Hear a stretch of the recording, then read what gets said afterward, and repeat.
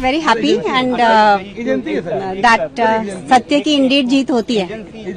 We all have to believe कि truth finally wins and all is well that ends well. और पीछे ज्यादा नहीं देखते हुए हमें आगे की तरफ देखना चाहिए. और जो एक्सपीरियंस है, जो सीख है, उसको नेशन बिल्डिंग के लिए और लद्दाख के लिए यूज करना चाहिए.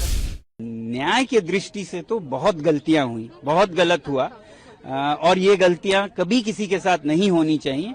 जिस तरह से इन्हें वापस लिया गया, मैं उसे समझता हूं कि उन गलतियों का एहसास है और जहां एहसास है वहां मैं फिर उस इशू को दोबारा नहीं देखता हूं. कोई कटुता, कड़वाहट नहीं होनी चाहिए. हम इस देश को आगे बढ़ाने के लिए दोबारा टेबल पे आके आगे बढ़ने शुरू कर रही हैं. जिस प्रकार के अनुभव आप लोगों ने अलग अलग उसको लेकर वेरी हैप्पी एंड दैट सत्य की इंडीड जीत होती है. We all have to believe कि ट्रूथ फाइनली विंस. कितना बड़ा संघर्ष रहा और क्या आप उम्मीद कर रही हैं कि बदलाव होगा? नहीं होगा? बदलाव तो change is the only constant. So definitely बदलाव होगा. संघर्ष भी बहुत बड़ा था, लेकिन इसका जो निकलेगा रिजल्ट उससे भी बड़ा होगा. लेकिन सवाल तो ये है ना कि किस प्रकार की प्रताड़ना झेलनी पड़ रही होगी हम लोगों को, क्या कारण से अब किस कंक्लूजन पे पहुंचे हैं आप? सुप्रीम कोर्ट में नहीं, वो तो मैंने बहुत शेयर किया है.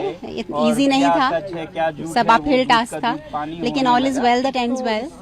और पीछे ज्यादा नहीं देखते हुए हमें आगे की तरफ देखना चाहिए. और जो एक्सपीरियंस है, जो सीख है, उसको नेशन बिल्डिंग के लिए और लद्दाख के लिए यूज करना चाहिए. जो कैंपेन आप लोग चलाते, जिस मुहिम को आपने आगे बढ़ाया, उम्मीद है कि वो पूरा हो पाएगा? डेफिनेटली.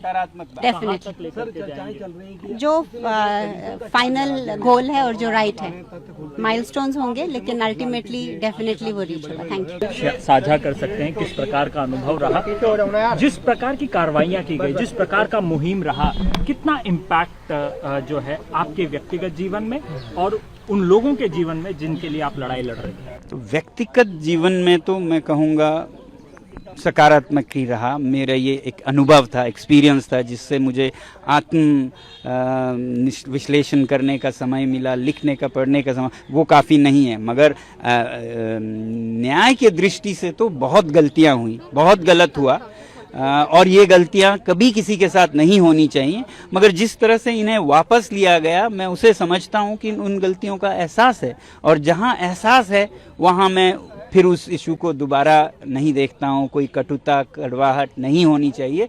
हम इस देश को आगे बढ़ाने के लिए दोबारा टेबल पे आके आगे बढ़ने. सर, ये तो आपका बड़प्पन है कि आप कटुता नहीं दिखा रहे, लेकिन जिस प्रकार का देशद्रोह जैसा नैरेटिव आपके खिलाफ सेट किया गया, आरोप लगाए गए, तो उससे क्या कुछ वो तो माननीय अदालत में ये सब स्पष्ट हुआ और उसको देख के उन्हें भी स्पष्ट हुआ, इसलिए उन्होंने वापस लिया. उनके इस करनी से पता चल रहा है कि उन्हें एहसास हुआ. तो हाँ, व्यक्तिगत रूप पे ठेस लगी थी, मगर उन ठेस मेरा फितरत नहीं है, ये मेरा स्वभाव नहीं है कि कहीं कोई ठेस पहुंचाए उस पे हम. मुहिम कहाँ तक पहुंचा है? अब मुहिम कहाँ तक लेकर अब आगे चलेगी तो बातचीत के जरिए चलेगी. जैसे जंग जारी रहेगी? यदि जंग नहीं,